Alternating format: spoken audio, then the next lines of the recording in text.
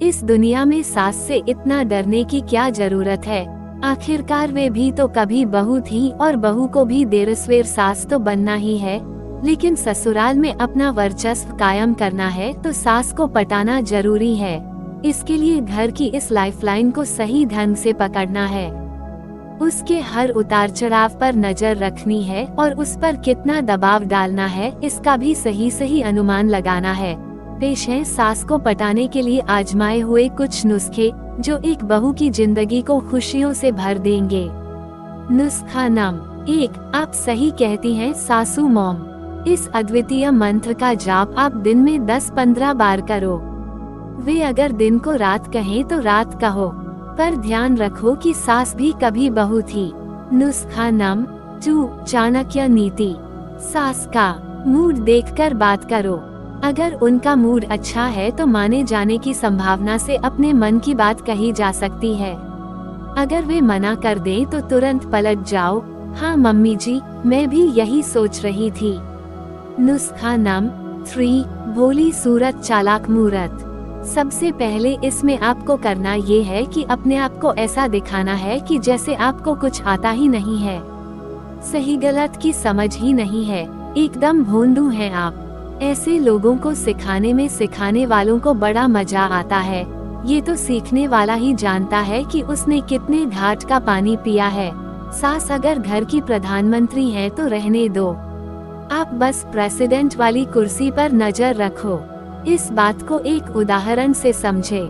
दिन सुबह जल्दी उठने के बजाय अपने टाइम पर उठो और जल्दी जल्दी पल्लू संभालते हुए सासू मॉम के पास जाकर ऐसे दिखाओ कि आप तो जल्दी उठना चाहती थी पर आपका दिल आपका साथ नहीं देता, बस दगा ही देता है। देखो माँ अलार्म ही नहीं बजा, मोबाइल की बैटरी भी आज ही डाउन होनी थी। इस वाक्य को अच्छे से कंठस्थ कर लो क्योंकि यह बहुत काम आएगा।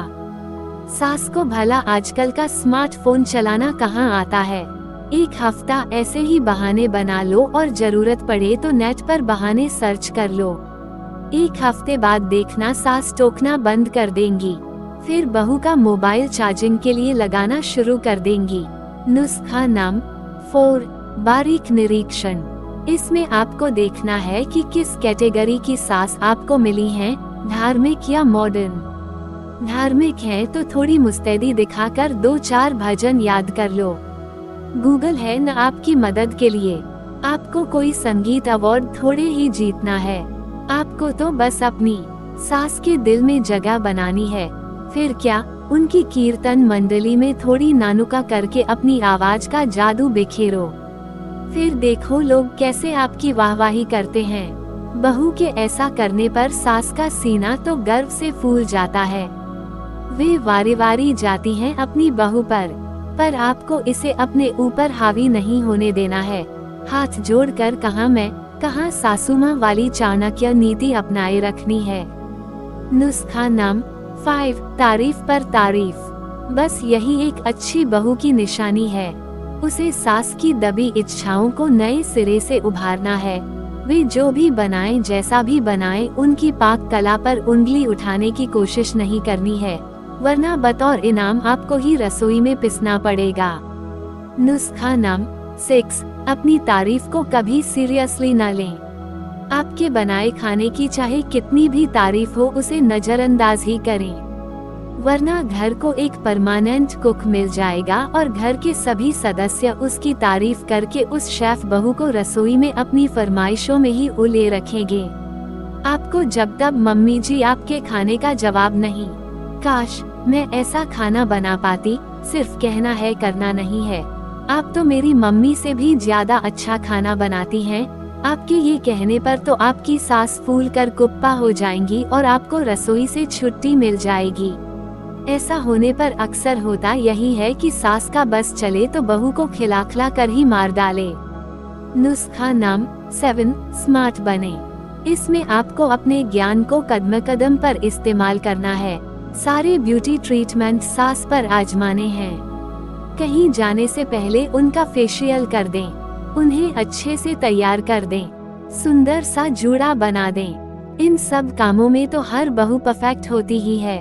नुस्खा नंबर 8, खर्चा करें। सास को बहू का उन पर खर्चा करना अच्छा लगता है, इसलिए मौकों पर अगर बहू सास को उपहार दे तो सास तो बहू पर वारे वारी जाएगी।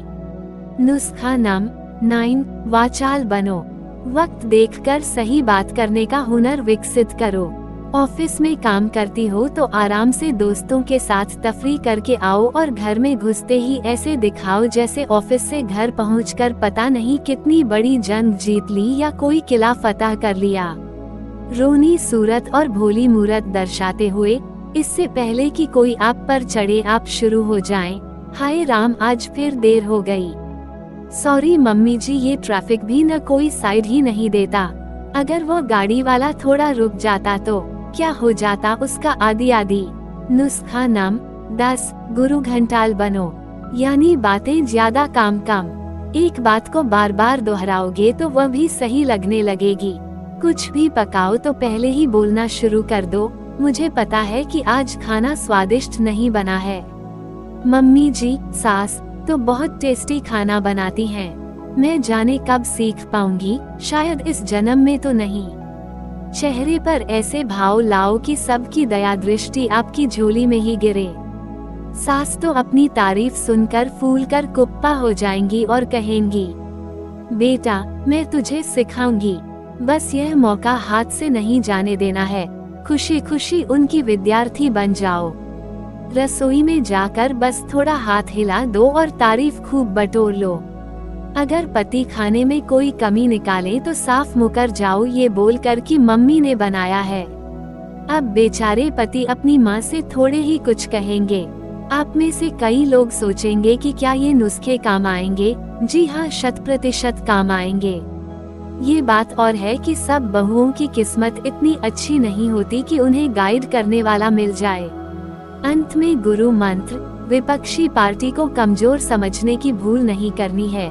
अगर आपकी चालाकी पकड़ी जाए तो दांत दिखाकर हंसते हुए कहना है, मम्मी जी मैं तो मजाक कर रही थी, मेरा वो मतलब नहीं था जो आप समझ रही हैं।